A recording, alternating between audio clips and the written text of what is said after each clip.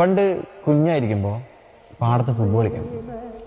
അന്ന് ഈ ഫുട്ബോൾ കളിക്കുന്ന ആൾക്കാരുടെ പേരൊന്നും വലിയ ധാരണയില്ലെങ്കിലും അന്ന് ടീം തിരിച്ചിരുന്നത് മെസ്സി, റൊണാൾഡോ ഫാൻസ് ആരൊക്കെയാണെന്ന് ചോദിക്കണം.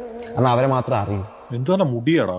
പക്ഷെ ഒരു ദിവസം ഒരു ചേട്ടൻ മാത്രം ഇവർ രണ്ടുപേരെയും തിരഞ്ഞെടുക്കാതെ നെയ്മർ എന്നൊരു പേര് പറഞ്ഞു. അന്നാണ് ആ പേര് ഞാൻ ആദ്യമായിട്ട് കേൾക്കുന്നത്. ഈ പേര് പറഞ്ഞ ചേട്ടനാണെങ്കിൽ അത്രയും ഭംഗിയായിട്ടാണ് ഫുട്ബോൾ കളിക്കുന്നത്.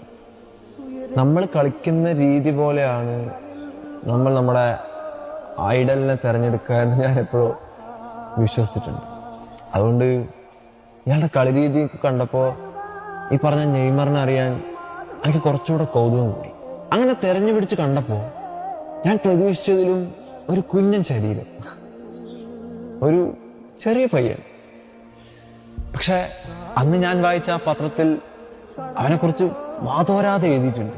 ലോകത്ത് ഞാൻ അതുവരെ കണ്ടിട്ടുള്ള എല്ലാവരെക്കാളും ഏറെ വ്യത്യസ്തമായിട്ടുള്ളൊരു ഫുട്ബോളാണ് അവൻ കളിക്കുന്നത്. അങ്ങനെ എപ്പോഴോ ഏറ്റവും പ്രിയപ്പെട്ട ഒരു പ്ലെയറായിട്ട് മാറി. അങ്ങനെ ഒരു ലോകകപ്പ് വർഷം നാട്ടിൽ കെട്ടിയൊരു ഫ്ലെക്സിൽ അവൻ്റെ ചിരിച്ചു നിൽക്കുന്ന ഒരു വലിയ രൂപം കണ്ടിട്ട് ഏറെ സന്തോഷിച്ചിട്ടുണ്ട്. പക്ഷേ ആ ലോകകപ്പ് അവന് സമ്മാനിച്ചത് അവൻ്റെ ജീവിതം തന്നെ മാറ്റിമറിക്കുന്നൊരു ദുഃഖമായിട്ടാണ്.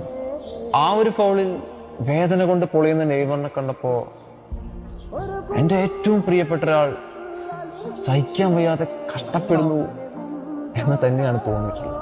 നെയ്മർ, അയാൾ ഫുട്ബോളിന്റെ രാജാവാണെന്ന ചർച്ചകളിലോ ഗ്രേറ്റസ്റ്റ് ഓഫ് ഓൾ ടൈം എന്ന് പറയുന്ന വാഗ്വാദങ്ങളിലോ ഒന്നും വരാറില്ല.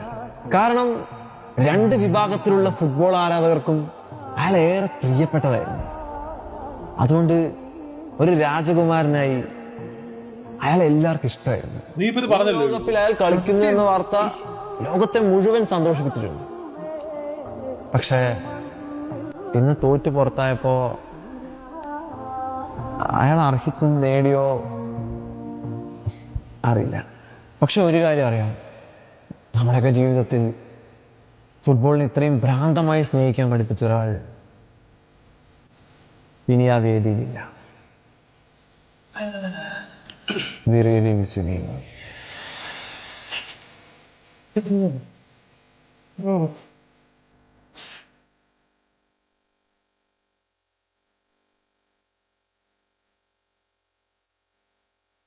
നല്ല വീഡിയോ, സങ്കടം വന്നാളിയാ. നല്ല വീഡിയോ അല്ലേ?